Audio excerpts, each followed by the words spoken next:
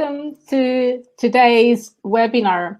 And today we're going to talk about a digital marketing strategy for fertility clinics, how to be found and connect with patients online.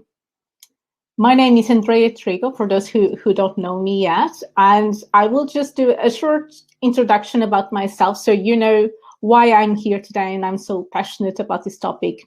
And ultimately, I want you to get out of here today with some very practical knowledge and skills that you can apply straight away if you are a nurse, a doctor, or someone who works at a fertility clinic who really wants to connect with patients online. There is a chat function, so just if you have any questions, you can send a question to the whole group, or you can send a question directly to me as well, and I'll be more than happy to help you understand all your questions today. Like I said, I am a nurse and I've been working in the area of fertility for a while, but I was also diagnosed with infertility when I was very young. I was just 17, and it was very challenging for me to understand what was happening to me, come to terms with it. So I've made a decision to give back to this community so that patients would have access to the support that I didn't have when I was diagnosed, to the information that I didn't have when I was diagnosed. I mean, at the time, so long ago, there wasn't even social media or lots of blogs or articles, or none of that was available. So all of the things that I wish I had, I'm now trying to make it available to all the patients who are also struggling to conceive. I am a nurse consultant. I spend most of my time working in this area of reproductive health. I'm also a senior lecturer and researcher at DMU, and I am a serial entrepreneur, and I'll tell you a bit about what I mean about this as well. And I am the founder of the Enhanced Fertility Program app, which is a very exciting app that makes all of these support strategies and the education strategies available to our patients. And it was launched last year in November, and we are very excited about it. So just so I can tell you a bit about why I'm here, telling you about digital strategies if I'm a nurse. Well, the reality is that as a nurse, I wasn't on social media up until a few years ago. And I really had to learn a lot about how social media works and how to interact, because I was a business owner and I had to learn, and I've done lots and lots of mistakes myself. So I'm here to help you not make some of those mistakes that I've done in the beginning. So in terms of my entrepreneurial career, I had a big business that failed in 2008. That was my big failure. But they usually say fail fast and fail early. So that's exactly what I did in 2008. But you know, a lot of the things that I didn't know back then, but I do know now, and helped me make all the other businesses successful. I spent some of my time in a business called Sedate UK. We've been teaching nurses and doctors how to administer sedation for procedures, and that has been extremely successful. In 2017, that's when I decided to work in the area of reproductive health, and I established myself as a consultant working with different companies in this area of information, writing blogs, articles, videos.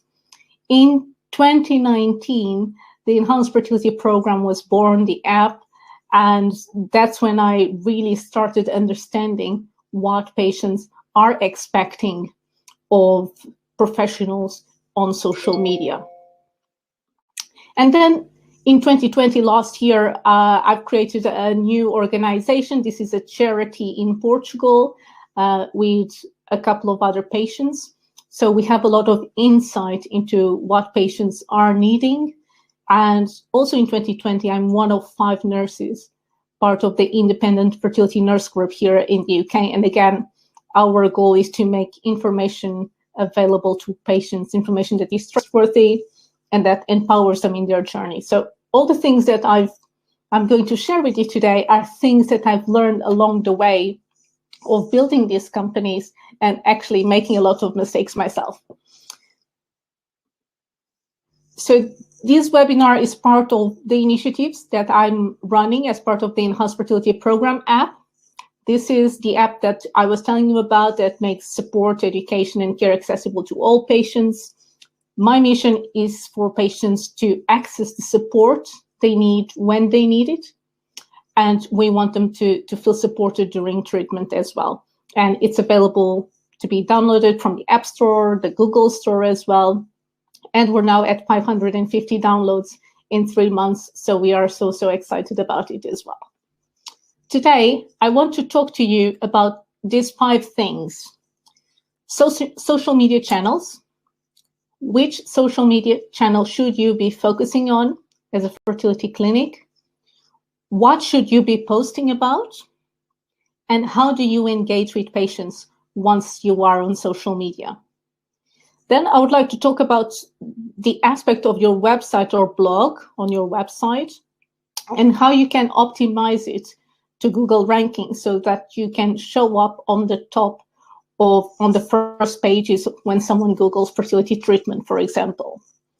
And then I want to give you some tips on branding and design for non-designers and marketing basics for non-marketeers. I found this extremely helpful because as a healthcare professional, I didn't know anything about branding or marketing when I started, and I had to learn a lot.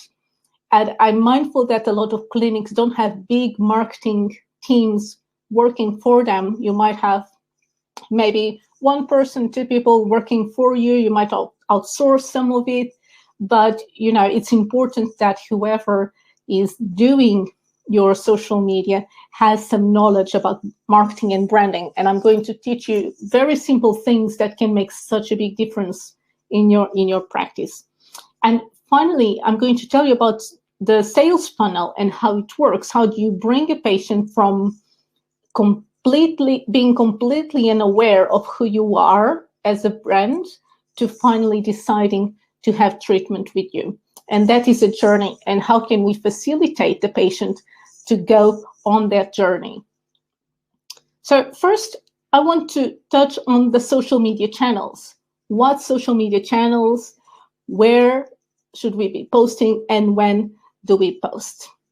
And this is really interesting because you may not have an idea, but Instagram is the #1 social media channel for patients who are trying to conceive. And this is something I'm asked all the time by fertility clinics, and I always say Instagram is the #1 place to go to, and I'm going to talk a bit about that. But just to give you an idea, we've done a questionnaire recently where we got 56 couples answering if they were following clinics on social media. So we have 66% of people saying they are following clinics, 33% are not. And of those who are engaging with clinics, the type of content that they like is reading posts. They like posts, they watch videos, live videos, they save your posts for the future. They sometimes watch pre-recorded videos, they might watch stories or highlights, and they might comment on posts. And the next question we asked was which platform, and as you can see here, a staggering 96% says Instagram is the place to be. So if you are not on Instagram, you definitely need to be. If you are on Instagram, there's lots of things that I'm going to tell you today that maybe you're not using yet that you definitely need to use, because Instagram only shows your content to a small percentage of your followers. So if you use several features of Instagram, that percentage of followers who are going to see your message starts increasing. But if you're just scheduling posts and not interacting with the community or not using all the other features of Instagram, then you're not likely to have a lot of results from the posts that you took so long to create. Facebook groups are also the second preferred aspect of interaction. And it's interesting because Facebook groups on Instagram can either be private or public. And usually the reason why people who are facing infertility prefer Instagram so much is because of the anonymity side of it. So Facebook, everyone knows that you have liked a certain post, that you've commented on a certain post, your family, friends, they might see that notification themselves. So if you create a Facebook group, it should be a closed group. And definitely Instagram allows everyone who is following you to be anonymous. So that is one of the biggest advantages of Instagram. But so this is quite interesting. We have here Facebook pages next. As a business, it's quite useful to have a Facebook page. Some YouTube, Mumsnet, and then here at the bottom they have the other social media platforms. So Instagram, let's go dive right on Instagram and what are the positives and the negatives. What do you need to do once you are on Instagram? One of the big plus of Instagram is that patients really do prefer, so 96% of patients are on Instagram and they go on Instagram looking for information of support, of inspiration, technical information, trustworthy information to help them make their decisions. And the biggest factor why this happens is because there is anonymity. Patients can create several accounts on Instagram. No one knows what they liked, what they shared, what they commented on, unless they decide to make their profile public. So that is the main reason. There is the ability to choose what content patients see on their feed. So if they decide not to follow someone because, let's say, they are pregnant and they don't want that trigger message showing up on their feed, they can do that. So they can purposely just choose accounts of fertility clinics or accounts of other patients who are also trying to conceive. And that really assures them that there's no other triggers showing up on their screen, which is completely different to Facebook, because Facebook, you will always have the posts of your friends and family showing up on your feed, and there's always unexpected triggers. Someone who announces they are pregnant, someone who announces a baby shower. So those are very important aspects for someone who is trying to conceive, and someone who is trying to conceive will want to avoid those. So there's different ways of engaging with people on Instagram. So here you can do a post, and the post will be this normal square type image. And you can do a carousel. A carousel is when you post more than one image on the same post. So you can see here these dots below my square. It's because I have two photos, so people can swipe and they can see the next photo next to it. And you can do up to 10 photos in the same post. Let's say you want to do, for example, fertility facts about PCOS, and you can do one photo per fact, for example. The biggest advantage of carousels is that when people, let's say someone sees your post and they don't take any action on it, they don't comment or they don't like, Instagram will show them your post again next time they open Instagram, but with a second picture on the carousel to see if they respond better to the second picture as opposed to the first. So carousels actually increase the likelihood of your post being shown to more people. So this is something quite interesting to know that you could potentially do or adjust to your post on Instagram. Here on this rectangle, I have here the actions that people can take once they see your post. So your post will be an image and a text. People can like it, they can comment. Here, this triangle, it's like an arrow, it means they can share it. So they can share it, for example, to their stories, they can send it to someone else, or they can save it for later. So the posts that people are sharing or that people are saving are really, really valuable for the Instagram algorithm.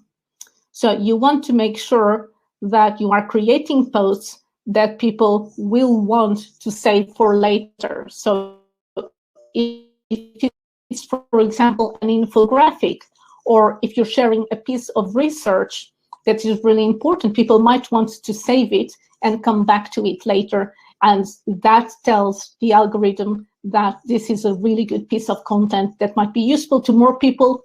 So Instagram will start sharing it to more people as well. If someone comments on your post, always make sure that you respond, because your response counts as a second comment. The more comments you have, the more likely that your content will be shared with other people as well. And of course, if they want to share, let's say if you create a great piece of content, an infographic or a supporting quote, for example, these are the kind of things that people will want to share. If you share, for example, a post about, if it's just your face or your team, you might get a lot of likes, but likes are not the biggest weight in the Instagram algorithm. So people are not as likely to share your team's face as opposed to sharing an infographic or sharing a piece of research or sharing a supportive quote. So it's good to have a balance of all of these kinds of posts, but just think about what action are people likely to take on my post? And if they comment, can I invite them to comment? So when you write here your text, can you maybe ask them a question? For example, if you do a post asking, what is the most difficult thing you have been told when you were trying to conceive? When we're asking a question, we're inviting people to write something to let us know. So this is really important because you're adding comments. And then when people comment on your post, you can add an answer to that, and then it sort of grows from there. So that is really, really interesting.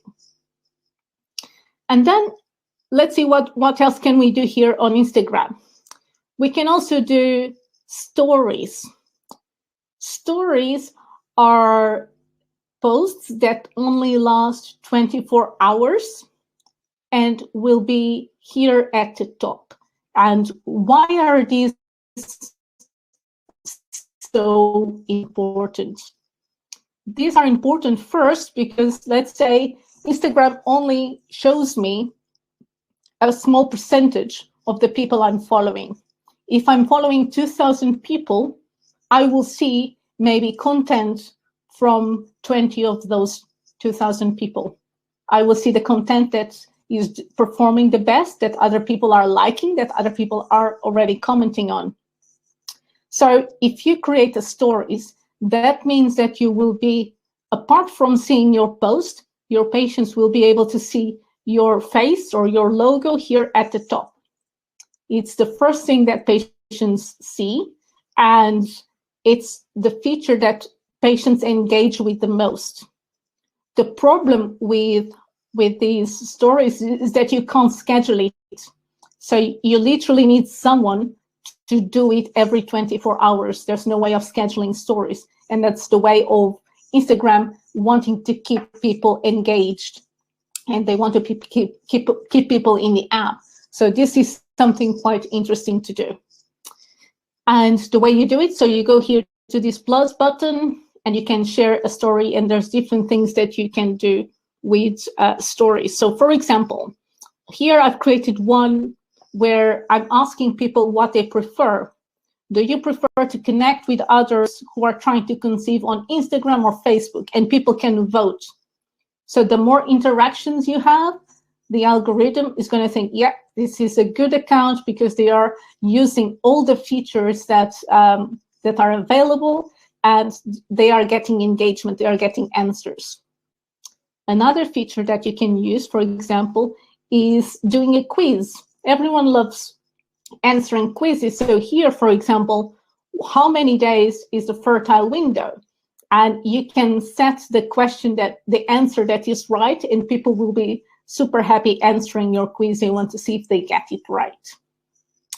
The other thing that you can do on stories as well is setting a reminder, a countdown reminder. Let's say you have an open day, you set the date and the time, and when your patients see it, if they click in this button, they can save it as a reminder. And that means that they will get a notification when the countdown is over.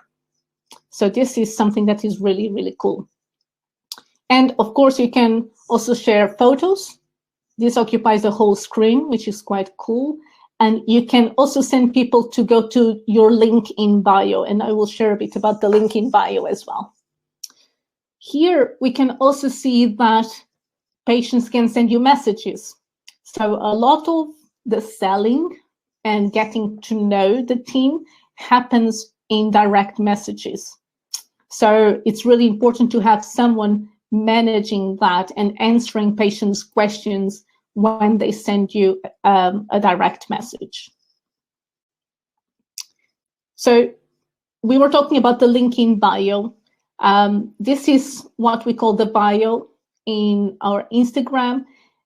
Make sure that in your name or the clinic, you have something around fertility or IVF, because Instagram will pick up and choose those as when someone starts searching on Instagram about fertility or IVF, you will be tagged if you have it here in your name as well. Make sure you have relevant hashtags as well in your bio. So if you have, for example, IVF or fertility clinic in your hashtags, that will also be really important, because people can follow hashtags on Instagram. So if they follow the hashtag IVF, they will see all the content that is tagged with the hashtag IVF, for example. So it's important to use hashtags in your bio. And then you have what lots of people on Instagram call the link in bio. This is the only place on Instagram where you can have a clickable link. So if you do a post and if you write a link in your post, people will not be able to click on that. And it's very frustrating. You always need to write, please check the link in bio. So this is the only link, and we'll talk a bit about it as well, because it's quite important in the next slide. Then you also have here the highlights. Highlights are stories that you have already shared that you don't want them to disappear. After 24 hours, you can save them in your highlights. So you can, for example, have a highlight about your team with photos of the members of your team. You can have highlights about your infographics, or you can have highlights about quotes or types of treatment, for example. So here I have highlights, one highlight dedicated to each of the clinics I've worked with. So that is quite cool as well. So the link in bio that we were talking about, we only have one link in the whole Instagram. So we need to think very carefully about how we're going to use that. And a lot of clinics will add their website, for example. But let's say you have your website, you might have a landing page where you want people to go, or you might also have an open evening that you want people to register to. So you might have lots of things that you want people to be able to do. And you can only have one link in bio. So there is a service called Linktree, which allows you to have several buttons, and that is quite useful. Now, what I've done recently for the past year or so is I've created a page on my website where I have the buttons and I can change them when I want. My reason to do that is because every time someone clicks in the link in bio, if they're taken to the link tree, you're moving traffic away from your website. If you create a specific page on your website with all the buttons that you have, when people click on the link in bio, they are already on your website. And that is quite important. So this is definitely one of the changes that I would advise everyone to do. And what else? Let me see, what else can we do? So we talked here, we can do Reels, IGTVs. So I will talk about it in the next slide as well. And we can do targeted advertising. The minus of Instagram is that you need to use really all these features for Instagram to show your content to even a small percentage of people who are following you. So you need to use the posts, you need to engage with people in the posts, you need to use highlights, stories, you need to use the DMs, you need to use all of it just to get a chance that people will be shown your content. Posts that you have published in the past are not going to show up on people's feeds. They are only going to see your most recent posts. So I would say that you shouldn't post more than twice a day. Twice a day is already maxing it out. So you can post as many times as you want on stories, but the feed post, the square post, maximum 2 posts a day. You need to allow time for it to circulate and for it to be shown to your audience as well. So these are, here you can see the different posts that show up in your feed, so the little squares. There's a new button on Instagram called the Reels, and this is something that came last year in the summer. And these are 15-second videos, very similar to TikTok videos, and they are super successful on Instagram. Instagram always likes to push new features when they come out, and when there's not a lot of people using it. If you are using that feature, you will be seen by a lot of people. So 15 seconds, but you have more reach with these videos than you'll probably have with your posts or with your IGTV videos. So I'll definitely would tell you just to try and use a couple of 15-second videos. And it could be, for example, 3 steps to, or 3 questions to ask in your first appointment. You know, as simple as that. It doesn't need to be a complex message, but it's another feature of Instagram that if you use it and other people aren't using it, then it will make you stand out, and it will allow the algorithm to say, yeah, I definitely need to show more from this person. The Instagram live videos are a great feature. It used to be just, you can do a live video just yourself. You can do a live video with someone else. And from last week, you're also able to do a live video with up to 3 people. So you can have maximum 4 people in the screen, which is quite cool. The very interesting thing about live videos is that when you are going live, your audience receives a notification that you are live. So they have this opportunity to engage with you and ask questions. And also, people, if you're going, let's say you're going live with someone else, those people who are not your followers, they are followers of this other person you're going to do this video with, they have the opportunity to start following you. So it's a great way of connecting with other people and getting new followers who are already qualified leads. They are patients who need treatment, but maybe they don't know you yet, and this is a way of them getting to know you. Then here we have here next to it is the IGTV. This has been going on for a while now. So this gives us the opportunity of, after doing a live video, of adding the live video here to IGTV, where it will last forever. So you can just leave it there and other people can engage with it.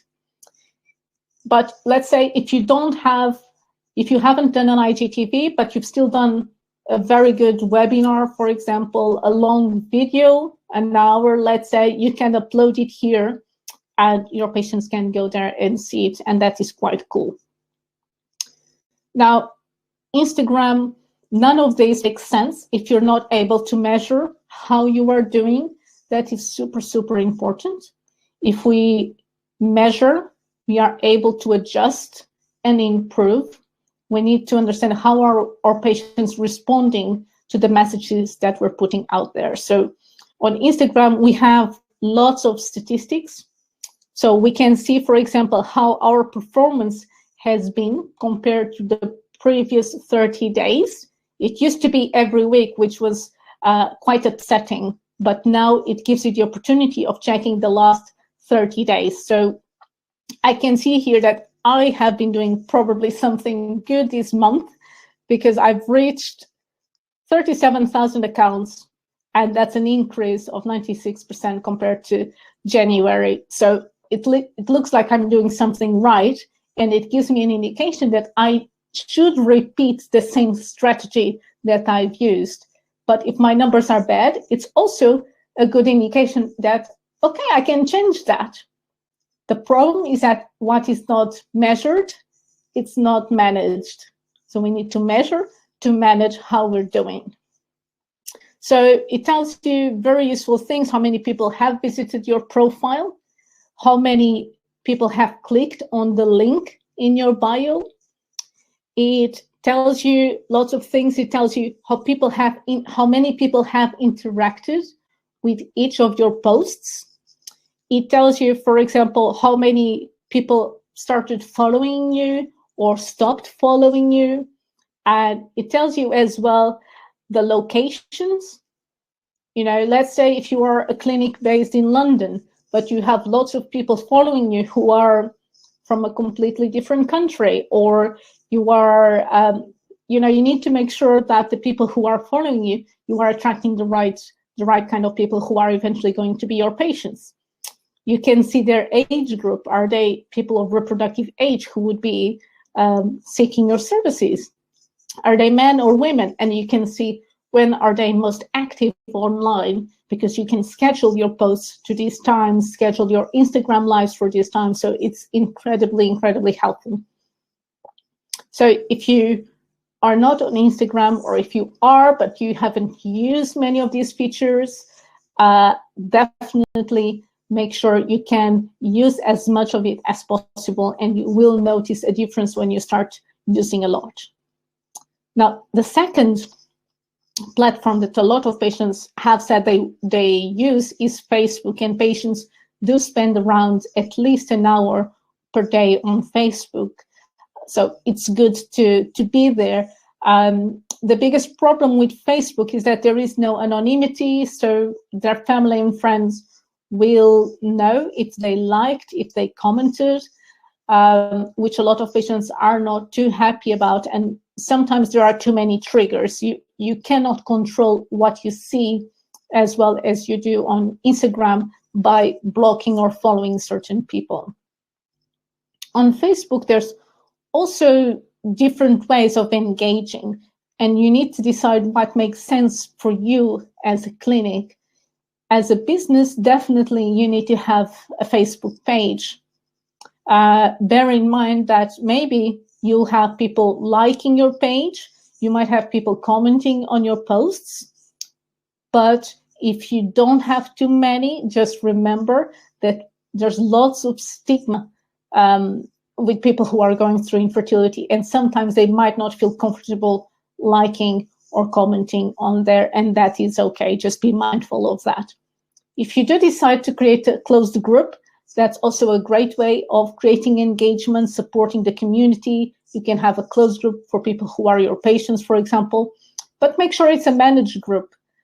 We don't want open groups where one experience can influence the other experience too much. So it's good to have someone managing that group if you do decide to have one. You can have posts just like we did on Instagram with image or videos and text. We can also do live videos like we do on Instagram. And you can also do stories, which instead of circles are these little rectangles here. and we can do targeted advertising. And the advertising can be very powerful because Facebook and Instagram are connected. So I've noticed that when you advertise just on Instagram or just on Facebook, it's never as good as if you do the advertising on both of these platforms together. And Facebook will give you similar metrics to Instagram, but just based on the people who are following either your page or your group. And you will see how many accounts have you reached, where are they living, their ages.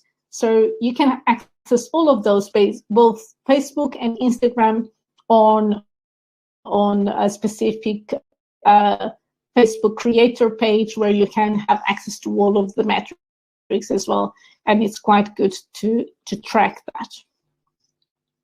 In terms of Twitter, if you do decide to have Twitter, Twitter is good. It's the place to get quick news. It's a place to write very short text. You might have some videos. You can see here, you can create an image, you can do a video, you can do sound as well. It's a place where you definitely need hashtags because that's how you will be found. You can do highlights as well. You know, just like we were doing stories on Instagram and Facebook, Twitter started doing that as well. And there's not a lot of people doing it, so you can add a highlight and people will see you on the top of their screen when they open Twitter as well. It's good for SEO. So if you are active on Twitter, when people write on Google fertility clinic, Twitter seems to have a very good SEO, so you will be, it's good for that, even though there's not a lot of patients using Twitter to find support or information for fertility treatment. And the main reason is because there's no anonymity on Twitter as well, unless it's an account that you're just creating for the purposes of fertility treatment.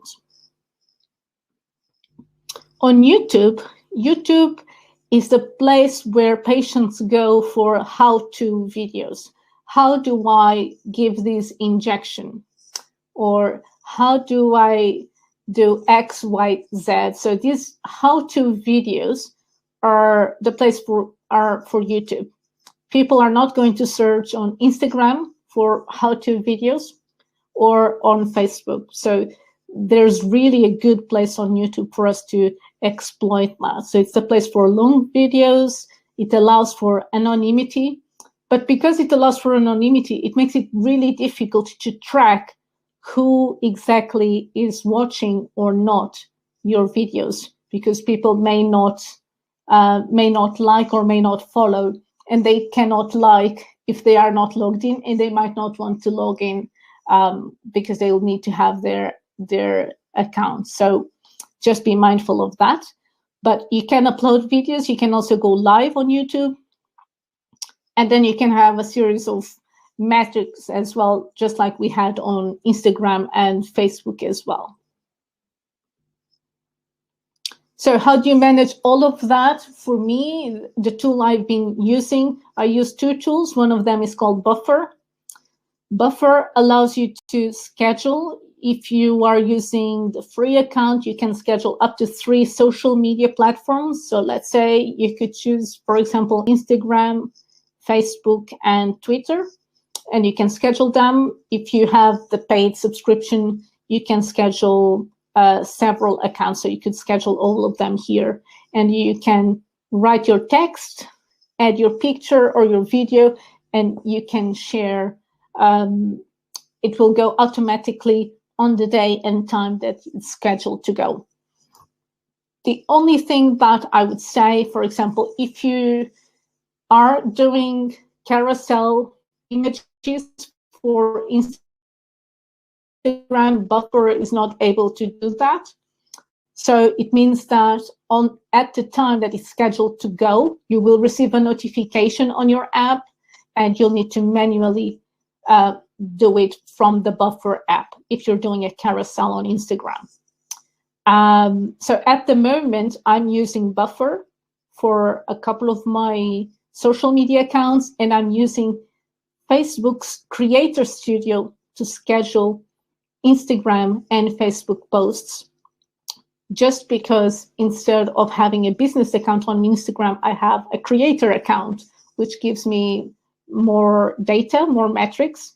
But again, Buffer doesn't allow us to share to creator accounts, just business accounts. If you are a clinic, you will most likely have a business account, so you'll have no problem. You can schedule all your social media from Buffer, for example. Now you must be thinking, how do I come up with the images? So another tip that I've learned that has helped me in the past is using Canva. And this is great for people who are not designers to come up with the right images that are pretty, that people like. So here on Canva, you can create images that are specific for each platform. So you can create an image that is perfectly sized for Instagram stories, for Instagram posts, Facebook posts. You can schedule for LinkedIn, for example. You can do all sorts of things, and it will be in the perfect size that you want. You can also create your brand kit on Canva. So that means that you'll have your brand and the colors. So you always want to stick to your brand colors. So make sure you add them here on Canva, and that means that you will always use these colors for your posts, for your infographics, just so that people, when people see your post, they will immediately know that it comes from you. So branding is really important.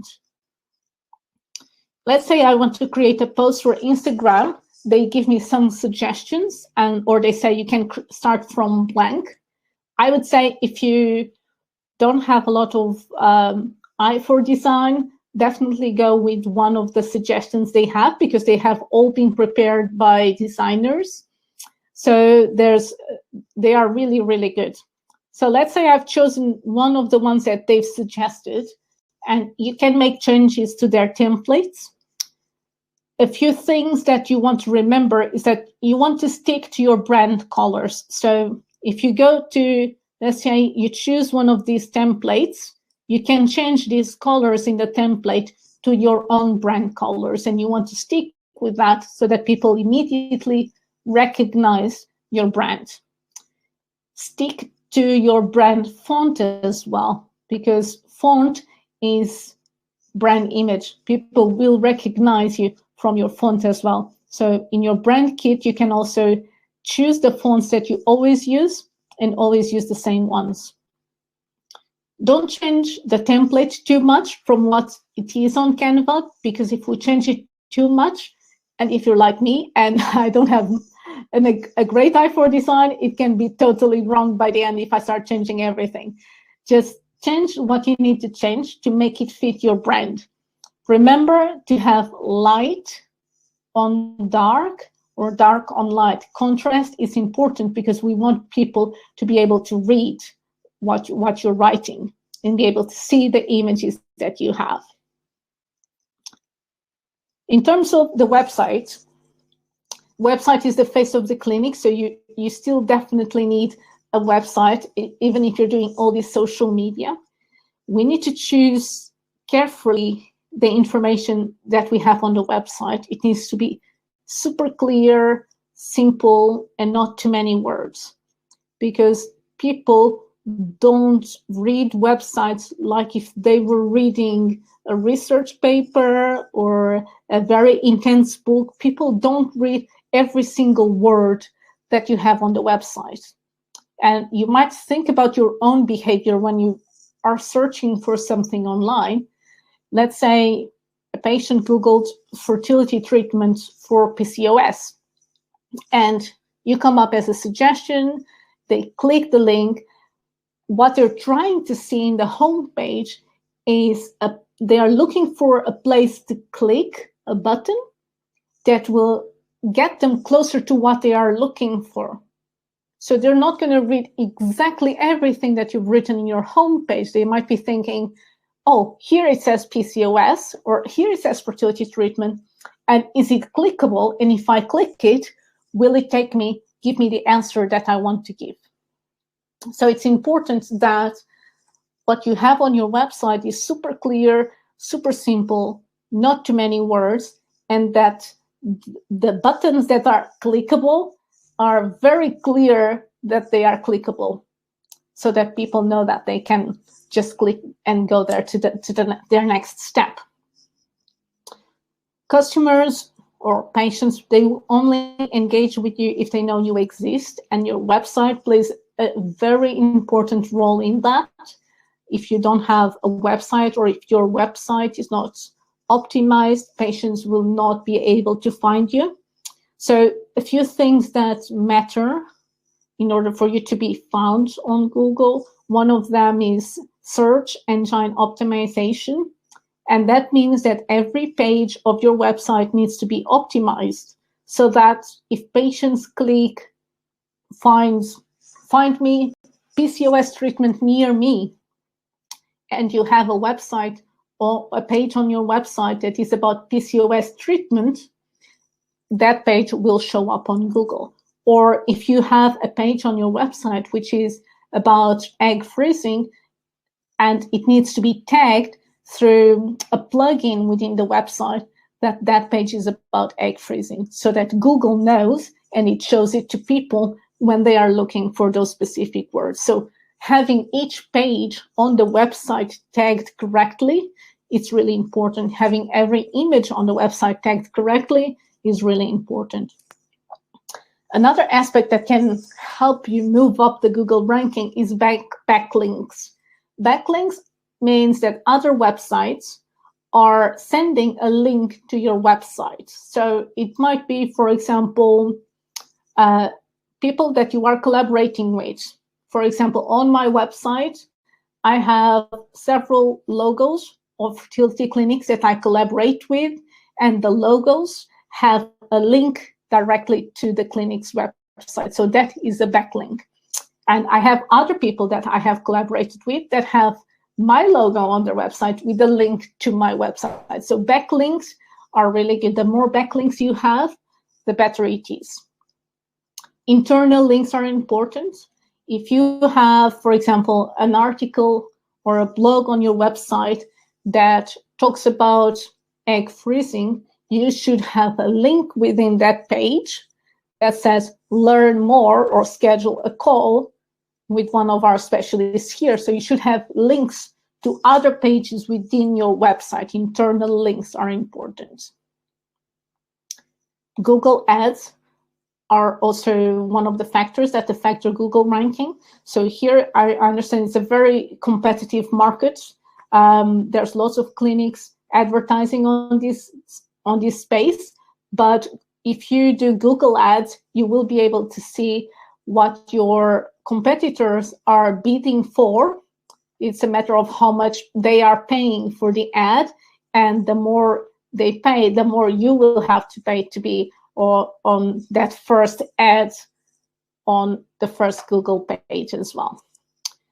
Another thing that you can do is add Google My Business. So here you are registering a specific address on Google Maps where you say, this is my business, and it allows people to find you on Google Maps. It allows people to see your images and posts. So when you're scheduling your social media, you can add those posts to Google My Business as well. You can schedule events that people can register to. And all the social media that you're doing in all the platforms that we were talking about, all the review sites, all the forums, everywhere that there is a link to your website, that allows Google to put you higher up and higher up. This is a time game. It's not something that happens overnight. It's something that takes time to build up, and that is okay. But if you do all these things, after 2 or 3 months, 6 months, you are going to start noticing the difference.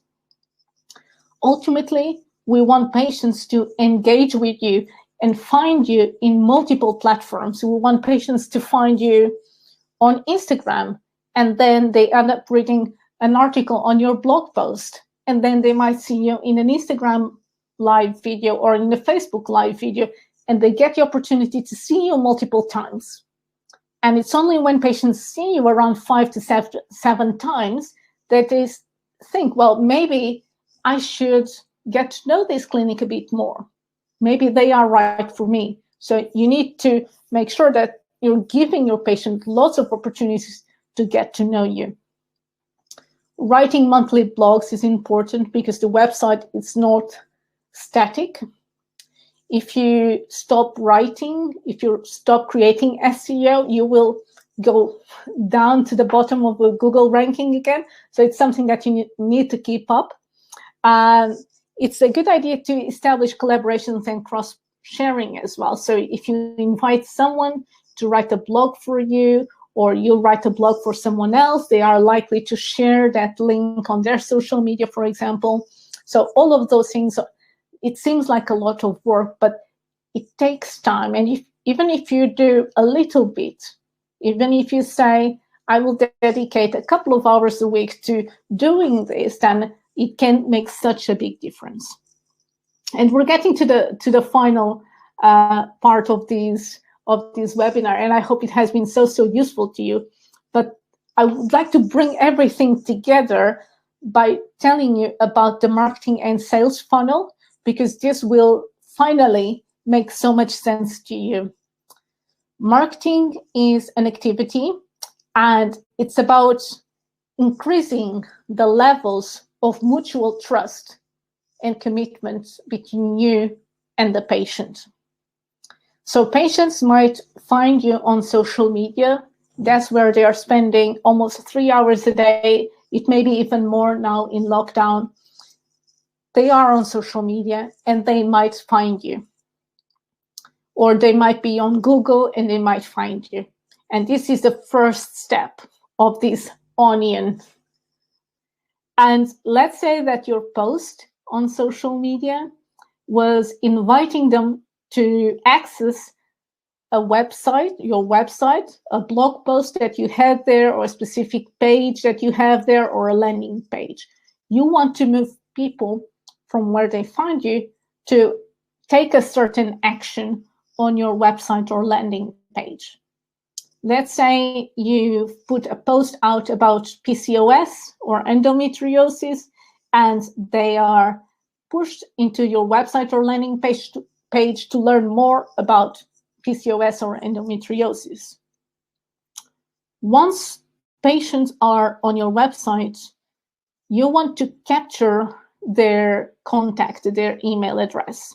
But be mindful that these days we all receive more emails than we can cope with. So you need to give patients something in return. It needs to be something valuable for them to give you their email address. So it might be, for example, a handbook of PCOS, or it might be an audio, or it might be an infographic. It needs to be something that is really useful to them. So when they are on their website, you can say, click here to download this very useful book about tips for a successful IVF treatment, for example. They give you their email address and they're able to download that booklet that is really valuable to them. Once you have their email address, you need to continue this journey of creating trust and commitment. And that's the next stage. That's the email onboarding series. Here, it's usually between 3 to 5 emails where you are allowing patients to get to know you.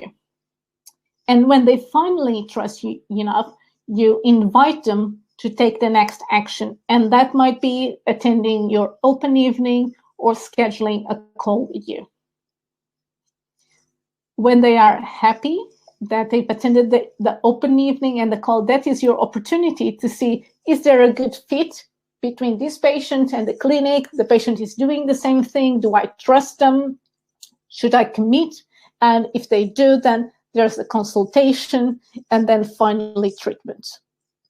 So there is this journey of the onion, and that's why it's so important to follow the steps to allow patients to make that decision to get to know you. And I have here an example. For example, first stage, you had all your social media posts. It might be that you're doing some Facebook or Instagram ads or some Google ads, and you're creating content that makes people want to learn more about you. Say, this is really interesting. I really needed this information. I want to know more. And that pushes people to your website, to your blog, or to your landing page. There are two types of patients. There are patients who are more emotional buyers, and they might take action now, and they might schedule a call with you or book the open evening. And then there's more rational buyers who will want to know more about you before they commit. So we need to have these two options on the website. We offer something that is really valuable to them, and we get them on the email onboarding series. Here on the email onboarding series, we need to help them move from there is a problem, because patients might not be aware that they have a problem. So we can say, if you have these symptoms, then this might be a problem. If you're going through this, if you've been trying to conceive for more than 12 months, this might be a problem. Then the next email, you might say, the problem actually has a solution. We know what you're going through, but we've helped a lot of people. This problem has a solution. And so many times, X, Y, and Z might be the solution to the problem. So you're giving them hope. The next email might be, we can provide that solution for you. And then you ask them for the call to action. Would you like to attend an open evening so that we can tell you more about this solution that we can give you? In the open evening, and the call is really an opportunity to see if you're a good fit. And out of that, two things can happen. Either patients book a consultation that then leads to treatment, or the patient goes into a nurturing call. So it doesn't mean that it's no, never. It just means that maybe some people will take a bit longer. So you still need to capture this patient's name, email details, and maybe check when is it a good time to get in touch with them. And you could send them back to an onboarding series that would be a nurturing series. Maybe they would continue receiving your monthly newsletters where they can get to know more of you over a prolonged period of time until they finally make up their mind. So this is how it can work in terms of the marketing and sales funnel. I've been saying it throughout the webinar. It's really important to measure. It's important to measure how patients are finding you, what platforms are you using. If you're using money on adverts, how much of that money is leading to actually bookings of open evenings, and how many of those open evenings are leading to actually consultations, and how many of those consultations are leading to treatment. So that's what usually we would measure throughout a sales funnel. It's important that you notice from your different posts as well. If you notice that there's a certain topic or a certain type of post that is more engaging, that is really important to know as well. If you have good reviews and patients are recommending you to others, that's also good to know. Just make sure that the more we measure, the more we can adjust. If we're not measuring, we cannot adjust. If we measure once a year, we can only adjust once a year. If we're measuring every month, we have 12 opportunities in a year to adjust what we're doing. So just think about what metrics can you measure on a regular basis. So the key takeaways of today is to meet your patients where they are. And we've seen that most patients are either on Instagram or Facebook groups. Give them the content that is really valuable to them. We looked at the answers of what kind of content patients want. Patients really struggle with getting trustworthy information. So they are expecting us professionals to give them the real information that they can count on. They also want to feel inspired, and hopeful for the future. So if you can find a balance between educational content that is trustworthy and inspirational content that gives them hope, and also content that allows them to get to know the team behind the scenes, that will make it really easy for patients to make up their minds.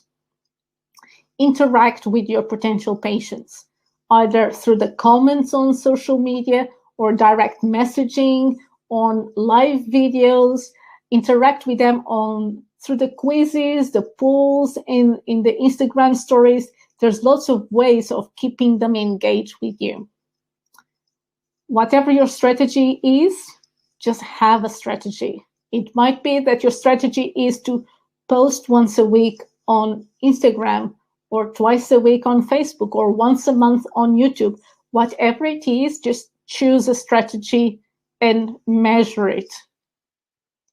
If you measure it, you will be able to adjust that strategy later on. And I think for the last part of this webinar, if you are a nurse or a doctor, CPD is really important.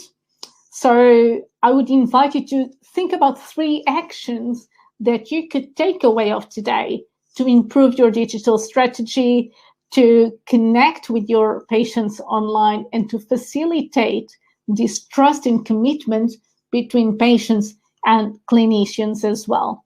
So you can do this in your own time. You don't need to do it now, but if you write down these 3 strategies, then you can use it for your revalidation, and it's super, super important as well. Finally, I'm more than happy to answer any questions now or later. You can send me an email as well.